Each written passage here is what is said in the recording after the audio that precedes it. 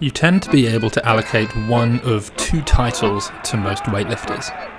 Are you a snatch specialist or a clean and jerk specialist?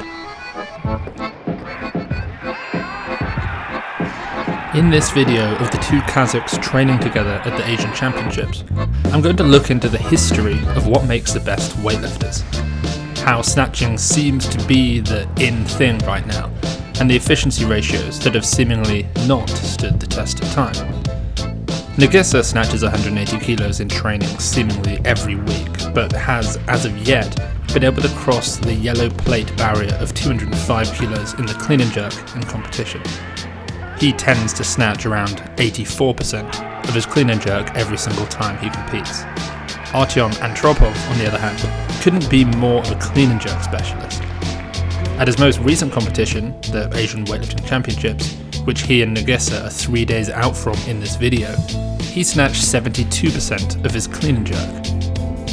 Nurgissa clean and jerks 118% of his snatch, while Antropov clean and jerks 138% of his snatch. So, is Antropov 12% down on Nurgissa's snatch efficiency? Or by contrast, is he actually 20% up on Nurgissa's clean and jerk efficiency? Let's delve deeper into it. But first, to further this idea of whether you are a snatch specialist or a clean and jerk specialist, where would you put these athletes? Toma Loredana, Lu Xiaojun, Gormin Asyan, Peng Kui-ting. Snatch specialists, right? How about Ilya Ilyin, Zhang Wangli, Eko Yuli Irawan, Kuo Hsing-chun? They are all clean and jerk specialists. Kuo, really? Sometimes an athlete seems so spectacular and so far removed from everyone else in their category that we lose track of which is their better lift. Kuo's bests are 110, 142. That's 77.3%. That's actually a lower percentage than Ilya's 191, 246. It's just that Ilya is beatable in one lift, whereas Kuo is not. Occasionally you get masters of both lifts. China's 64 kilo Deng Wei, now recently retired, is one of those such lifters. Her best lifts of 117 kilos in the snatch and 147 kilos in the clean and jerk lands exactly at 80%. Naim Suleimanoglu's 152.5, 190 also puts him right at 80%. Why 80%? Where did that number come from? It came from the Soviet Union, from the weightlifting manuals most weightlifting programs are currently based off. A huge sample of weightlifters, plenty of control over lifestyle factors, provides a pretty accurate overview of general targets and ratios. The thing is, these ratios have changed somewhat over the years. There used to be more what you might classify as clean and jerk specialists back in the 80s, and there are several reasons for that. You had Pisarenko with his 206 snatch, 265 kilo clean and jerk, 77.7% ratio. Rigert's 170 snatch, 220 clean and jerk, 77.3% ratio. Or Vasily Alexiev's 190, 256, 74% ratio. What you see is that the further back you go, the lower the snatch to clean and jerk ratio is. But why? One reason is that two of these three athletes used to compete in the clean and press, a third lift that was as important as either of the other lifts. Pisarenko came onto the scene just as the clean and press had ended, and so was impacted by the biased selection procedure at the time. As mentioned in the training manuals, athletes from the Soviet Union were selected towards a bias for strength, rather than mobility or even speed.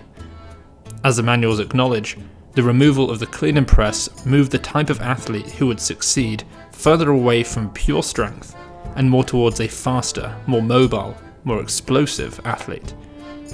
When two of the three contested lifts rely on strength more than anything else, that's the clean and press and the clean and jerk, you tend to pick athletes like Pisarenko, Rigert, and Vasily Alexiev. But when suddenly half of the performance comes down to snatching, you opt for Lasha, Lu, Loredana. The other reason comes down to the widespread use of performance-enhancing drugs in the 70s and 80s. Of course, this isn't a problem that has gone away.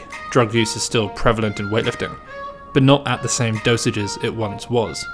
That's why all world records, bar one person's, are all lower than they once were. PEDs make you stronger.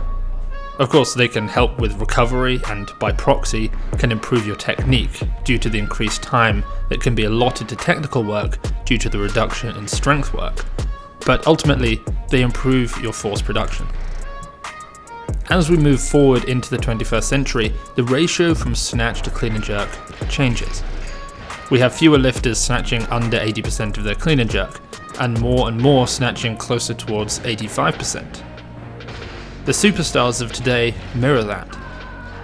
Shi Zhiyong snatches over 85% of his clean and jerk record. Liu Xiaojun does too.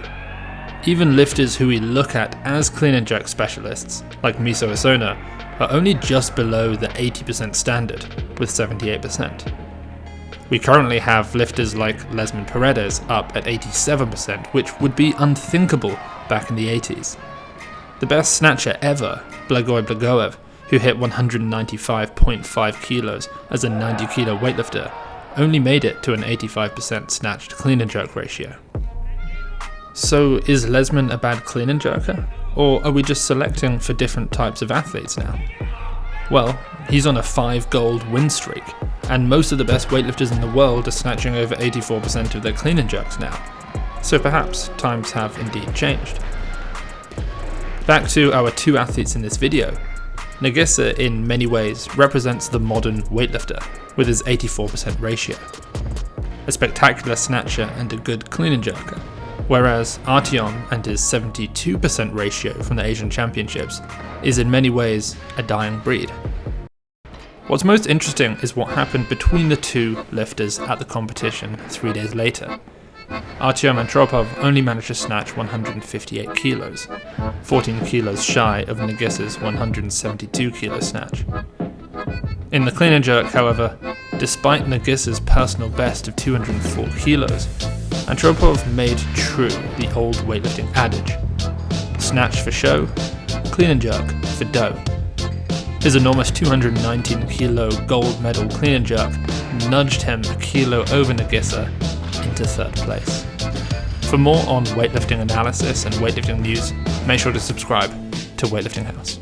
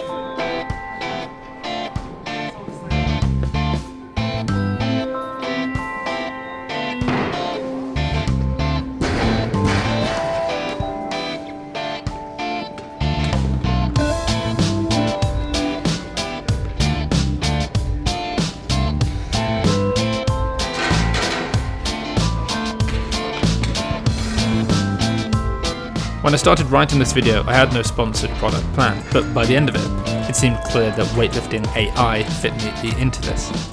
It's a training app that gives you the best weightlifting programming possible. It takes into account your training weaknesses and works to improve them in an adaptive way that no other program in the world can.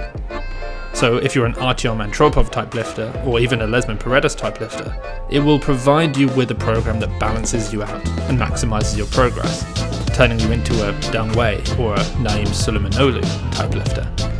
It's a coach in your pocket. Try Weightlifting AI today, available in the link in the description.